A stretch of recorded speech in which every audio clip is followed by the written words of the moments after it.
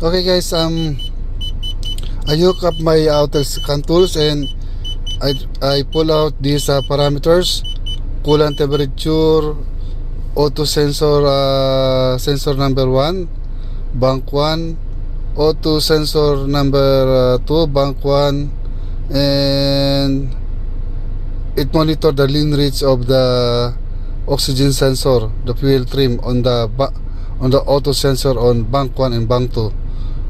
No, not bank 1, bank 2, sensor 1 and sensor number 2 on bank 1, those two oxygen sensor. So vehicle speed at 0, so we are stationary right now. Let's pull out the engine speed.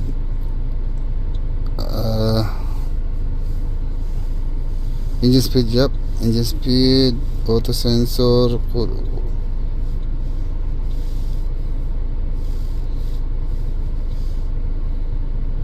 So instead pulling out the vehicle speed, he pulled out the engine speed. Okay, show it. Okay, so right now guys, as you can see, the auto sensor bank 1 is operating normally, so it's going to lean reach, see, but more on lean. So that's normal guys. The auto sensor bank 1 supposed to switch between lean and reach.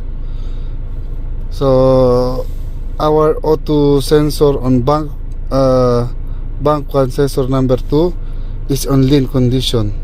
So it's saying right now that the catalytic converter is doing its job.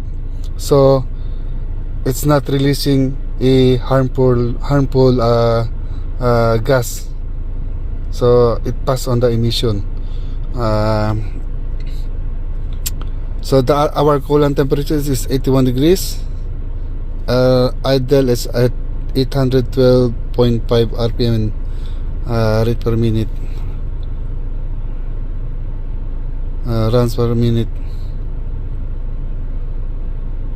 So right now guys, see, the auto sensor number 1 stay much longer on lean.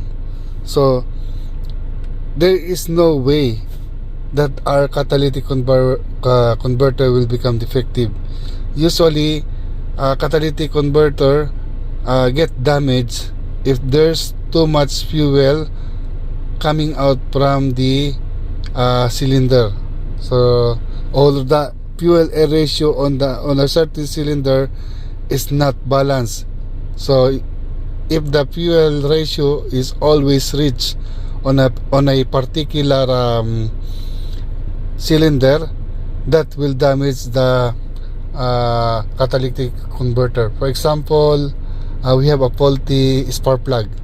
It's not firing and it misfire. So on that particular cylinder that have a faulty spark plug, the fuel air fuel ratio, the air fuel mixture is not being combusted because there is no spark, because the spark plug is not working. Now what will happen is that unborn fuel air fuel mixture will damage the catalytic converter, which we don't have in this engine guys. I don't have low power issue, I don't have misfire issue, so it's impossible that we have a defective catalytic converter. So my suspicion guys is we have a faulty auto sensor on sensor number 2. So what we are going to do is we are going to determine whether our catalytic converter is working fine. If our catalytic converter working fine, our problem is on the auto sensor sensor number 2, the one that monitoring the catalytic converter. So what we are going to do next guys is we are going to use a thermometer, and we will check whether the catalytic converter is working fine. Hey guys, the location of the auto sensor is on that area, guys. See my torch, guys. That's sensor number 1. You can see it on that area, guys. See the torch where it's pointed. That is also auto sensor number 1, and the one on the bottom, where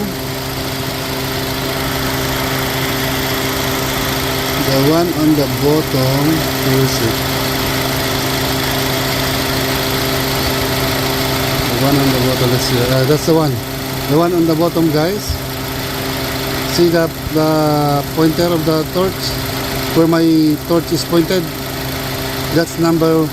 That is number 2, sensor number 2, and that is sensor number 1, the one on the top. So the focus it's not really good. So that is sensor number 1. So we will take a temperature on both sensor, guys. Alright guys, we're going to take the temperature of the catalytic converter. And let's see whether the catalytic converter is working fine, guys.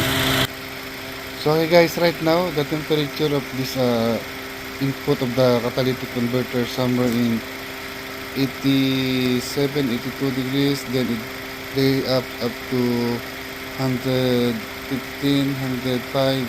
So let's make it average, maybe it's 100 degrees centigrade.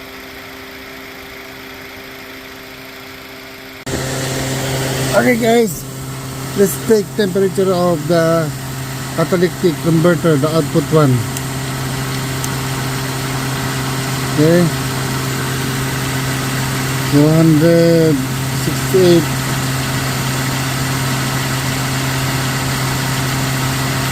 7,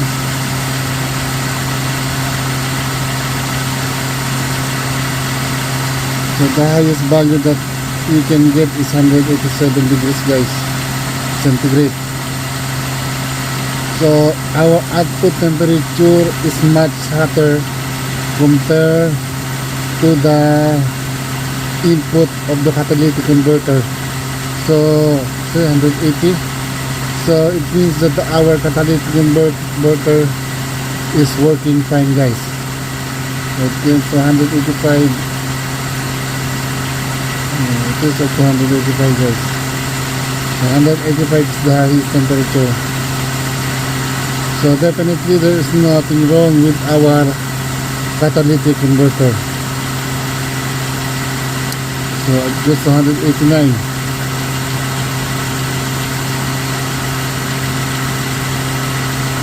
Okay guys,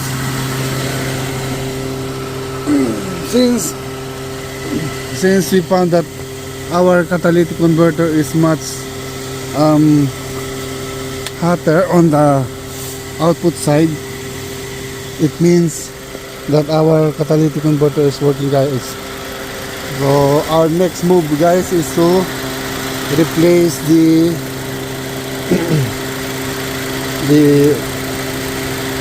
the auto sensor on sensor number 2, guys.